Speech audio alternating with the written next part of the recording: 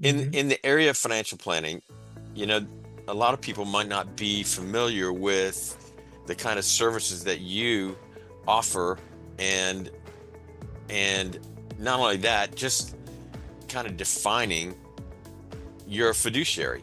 So Hmm. what does that mean, and how is that different than other investors? And I know they probably, at least some of the people have seen an ad, Hmm. about certain companies out there that are fiduciaries, but Hmm. um, there is a huge difference. So Yeah. if you could kind of go into both of those, that'd be, I think, very helpful. Yeah. Yeah. No, that's something that I'm very passionate about now that I've seen, more of the industry. And the term fiduciary over the last 5 to 7 years has become somewhat of a marketing buzzword. But in its pure sense, a legal fiduciary is just a professional who's required to do what's in their client's best interest. So that's how we view our relationship with our clients is we want to do what's best for our clients, whatever the cost. Even if it means giving up something, as a firm on the short run, we think it's good for the client and ultimately good for business to just do the right Hmm. thing. Um, and what I think is really tough for somebody who's evaluating different financial advisors is that a lot of firms do now say, "Oh yeah, we're fiduciaries." Well, the industry regulations are very lax on claims that you can make about yourself, and so a lot of firms can say that they're fiduciaries in their advertising, but they're only fiduciaries part of the time. Then, in certain situations, they have to recommend what's best for their client. Yeah, How can that be? how exactly? Like it makes no logical sense. It's just a regulatory loophole that they can take advantage of to say, oh yeah, people want a fiduciary, we're one of those. Um, so they can actually, the really strange industry terminology is you can take on or put on and take off your fiduciary hat. And it's insane to me that it works that way because a broker, who's making commissions to buy and sell stocks or mutual funds or annuities and getting compensated based on what those companies are paying them, can then turn around and tell a client in most cases, yeah, I'm doing what's it. I'm a fiduciary, even though I might be recommending what's best for you. I might be recommending what gets me the highest commission. Um, so there's a definite conflict of interest there that is not well understood by the investing So public. how is Elwood and Getz different then? Yeah. So we operate under what's considered, they're called the fee only standard or model. Yeah, the old school model is the broker dealer model where you get compensated for placing trades or selling a product. The other end of the spectrum is the fee only model where we only get paid by what our clients directly pay us. There's no referral fees, there's no commissions, there's no kickbacks for recommending, one product or Hmm. fund over another. And we think that that removes a lot of the conflict of interest in Yeah. what we're recommending to our clients. There's this weird in between fee based, which sounds very similar to fee only, but there are fee based advisors that charge a fee directly to clients, but have the option to, write insurance contracts, write annuity contracts that they'd also get paid on. So there's a little bit of a gray area there, Hmm. for advisors who are also in the insurance world. But we think that fee only is just kind of the cleanest model where, as a client, you don't have to sit across the table and wonder, are they telling me to do this because it's what's best for me or because it's what's best for them?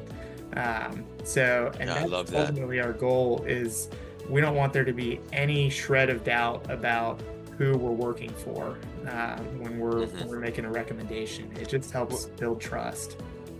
and that is a huge reason why you're at Elwood and Getz. I mean, Hmm. you could have picked dozens and dozens of different firms and bigger Hmm. ones and got more glitz and glamour, uh and yet you chose them Yeah. because of a number of these things. And so tell me, and I think this is important. There's a few things that I think do set us apart, beyond what I've already talked about. We were just talking with somebody yesterday about the fact that a lot of advisors kind of develop their niche. Like they have a specific type of client, whether that's like people who work in tech or retirees or whatever their client profile is. We have clients all over the job profession spectrum, all over the income and asset spectrum, and we ultimately don't have an asset minimum to work with us, because if it makes sense, if we can help, we want to be able to help. And even for people who it may not make sense right now to be a client, Joe Getz in particular has developed a great network. He started the financial planning program, or helped start it at UGA, and has also created this pro bono financial planning clinic that serves the underprivileged in the Athens area. And so there's resources that we can connect people with, even if it doesn't make sense for them to become a client. So our ultimate goal is, in some form, to be able to help everybody who calls or emails us. We want to be able to give back to the community that we're in, and to be a resource, and not just say, oh, you don't have $2 million, sorry, go find somebody else.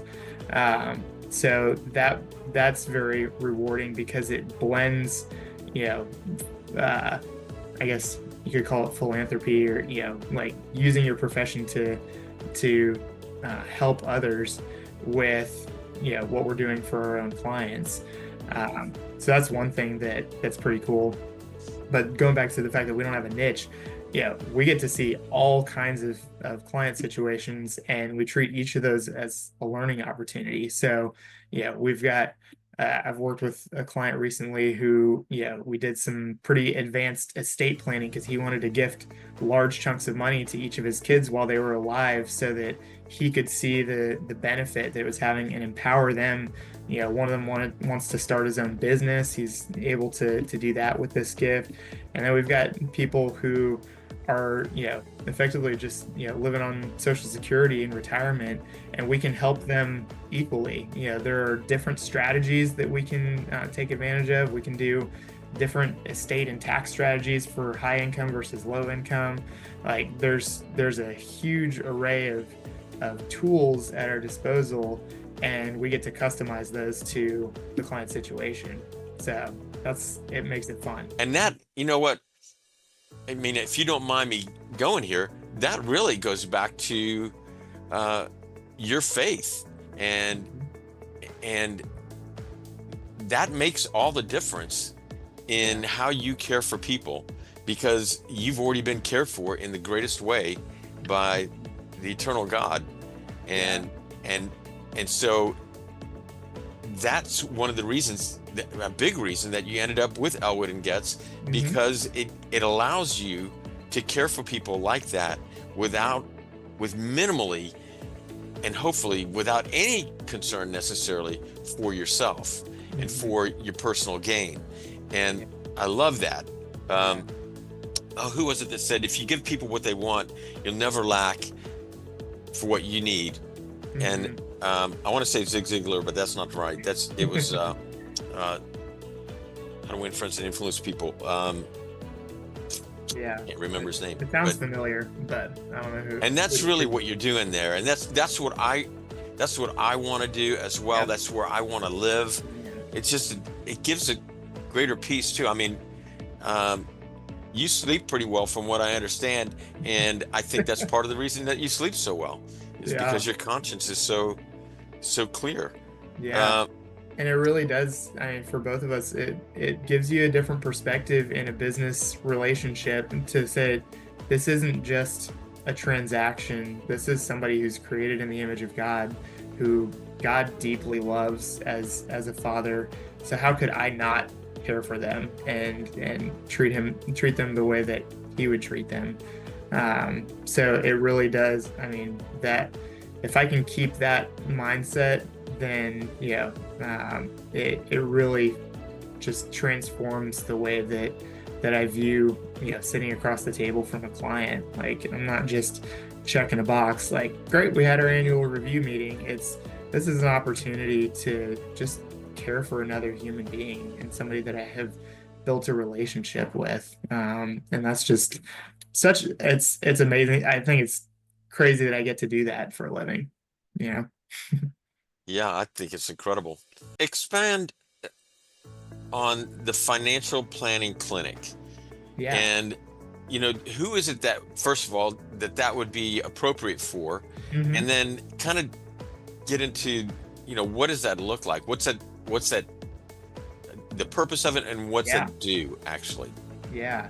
There's actually two different programs that we've, as a firm, been affiliated with and involved with. So one is on the tax side, one's on financial planning. So financial planning is called the Aspire Clinic, and so it's what's really cool is that both programs utilize UGA financial planning and tax students to do a lot of this work for people in the community. But there are other professionals who come in and advise and provide counsel as well. And so the Aspire Clinic, offers financial planning at no cost. Okay. And so they operate. I think they operated on campus at UGA for a while, and then through a local credit union. I think they've moved locations that they do it a couple times.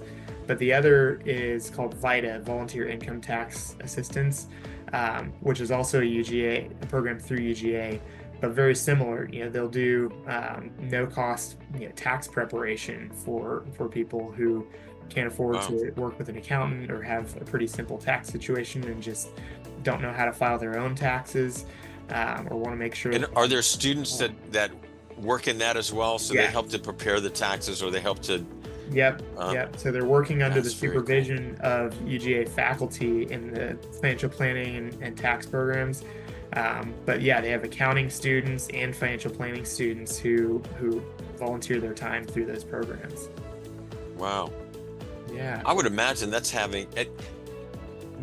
I think this is a good platform that some of that can get out to people who Hmm. have need for that. Because a lot of the people that are going to receive this are, you know, they're not making six figures. They're Yeah. not, they are the, the heartbeat of the country, as it Hmm. were. And, Yeah. and yet they don't have access to any of this stuff. And Yeah. to know that this is available for them and that Hmm. this could help them to be able to actually forge a path forward of, you know, a legacy in a sense Yeah. of finances and changing the financial future of maybe even their entire lineage. You Right. know, Right. this could be an incredible thing. So there's Aspire, but there's Yep. also Vita. Vita's a tax, Yep. and Aspire Aspire is the financial financial planning. planning. Yeah. Okay. So if you send out show notes or anything with the episode, I can send over links that you could include when you send this out. Yeah, please do send that over, and we'll attach it Yeah. uh, in the flyers that go out, as well as in the posts that we have. That would be Cool. great, because then those folks can get right to that. Now, Mhm. I want to also put your contact information in here, so it'll it'll be on the screen.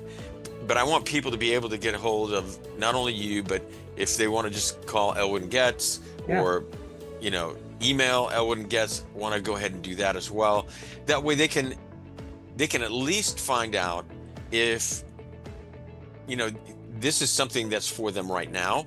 Right. Uh, and one of the things that I do want you to kind of highlight, or what are the services and the kind of products that you guys offer. There are vast many services that you guys uh, offer that can help people. You're a resource for them, not just for investment purposes, but kind of across the board to help them. You know, just one of the simple things is Yeah. insurance. Yeah. Yeah. So I mean, when we start working with a new client, there's this, initial planning process where we'll develop a full financial plan. We consider it a first draft because your financial situation is always evolving, so your financial plan should also be evolving. But that initial plan typically includes, a look at your cash flow situation, whether there's opportunities to save on taxes, or lower your home and auto insurance premiums, looking at different expenses. For some clients, they have a pretty good handle on budgeting or managing their cash flow. Other clients, who want that, we can help dig into the weeds on their expenses. But we also build out that picture of their cash flow as a precursor to figuring out how much do you really need to be able to live on and maintain your current standard of living, after you're not working anymore. And what are the different sources of income that you're going to be able to depend on, whether that's Social Security, pensions, if you've got annuity income or something like that, portfolio distributions, any side income, inheritances, whatever. We want to take all of those into consideration and then figure out, okay, how do we get from where you are today to where you want to be, in retirement, whatever retirement looks like for you. And part of that those first couple of meetings is also exploring what do you even want that to look like, because the concept of retirement is a pretty new concept. It's only, in the last 100 years that's even really been a Right. thing culturally. And some people love their jobs, love what they do for work, and never want to stop doing that. To some extent, they may scale back, but their plan's going to look different than somebody who wants to, retire at 60 or 65 or whatever, and be able to, go see their grandkids for a month at a time or something like that. So we try to really dig into what's important to you, where are you trying to get to, and have you really thought through, what you want that to look like? Because a lot of people haven't, especially if, they're in their, earlier earning years and don't have a great picture of, okay, what am I actually even saving for? Like, what Right. is the end goal? So that's a big part Yeah, of they that. don't even know the questions to ask, much less what Right. what options are available. Yeah. So that, I mean, long-term planning is a big portion of that, but we also look at, things like how much cash is it reasonable to keep on hand? What types of insurance do you need? We don't sell insurance products, but we advise on, anything from home and auto to life insurance, long-term care, disability. Like, we look at it all, and we can connect people with different professionals who do sell insurance and who we feel like are going to give them a good, a fair deal on, and look at all the options. And then there's also, tax planning is kind of woven through all of that, because taxes kind of affect, Mhm. your whole financial life. And then also estate. I mean, for a lot of people, they don't have to worry about estate taxes per se. That's more of a high net worth and ultra high net worth thing, right? Based on what the current legislation is.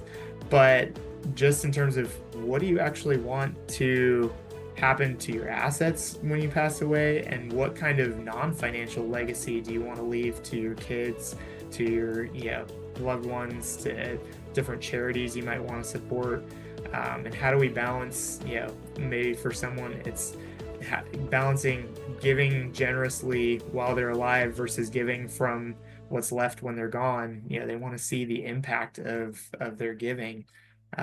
So we get to talk and have those conversations with people who are all over in what they were wanting to accomplish. Gonna have you pull out your crystal ball and look at the market 3, 6 months down the road. And if someone's looking or they're considering investing or even changing their investment strategy, what would be your advice to them? Hmm. Well, 3 to 6 month timeline. My crystal ball's in the shop. It's broken. So definitely don't try to make short-term predictions on where the market's headed. But Boy, if you could do that. whew, yeah, I'd be sitting on a beach somewhere. um, I doubt that. yeah, maybe not. You, yeah, Maybe sitting on a beach with my kids and my yeah. wife. um, but yeah, uh, when someone's looking at making a change in how they're investing, the first question that we always want to get a sense of is what's the time horizon for these dollars? Like, are you going to need them in 6 months? Are you going to need them in 2 years? Or are you good to not touch them for 20 or 30 years? Because how we invest those dollars is going to be drastically different depending on the answer to that question. Because in the short run, if you're going to need money in 6 months, you don't want to put it in the stock market. I mean, in the short run, who knows where the market's going to go in the next 6 months? I mean, we've seen plenty of examples of everything looks fine and dandy. Everyone's expecting the market to keep going up, and then something that nobody expected hits, COVID, something like that. And all of a sudden, your money that you're going to need is worth, a quarter less than what you started at. So, short-term dollars, we usually say, put it in a high-yield savings account, put it in a CD, whatever's going to earn you the best interest rate without taking on risk. But the opposite is true in the long run. If you stick your money in a savings account in the long run, that's one of the riskiest places you can put it because you're guaranteeing that you're not going to keep up with inflation. Savings account rates, even though right now, sitting here in late 2024, they're at 4 to 5%. That's pretty good historically, but in the long run, the risk-free rate of interest on a savings account has lagged far behind inflation. So you don't want to be in that if you're investing your money for 20, 30 years. In that sense, stocks or something similar would be one of the safest investments if you think of it that way, because even though there's a lot of short-term ups and downs, the stock market has been one of the few asset classes that's consistently out surpassed inflation over rolling 5 to 10 year periods. So, and there's a whole spectrum of options in between. I'm just kind of giving the two ends of the spectrum, but it really does depend on what you're trying to accomplish with those dollars and how long they're going to be able to stay invested. Yeah, that's good. That's good. So when you get the crystal ball back out of the shop, You'll be the let me first to know. Yeah. Okay, that would be great. That would be great.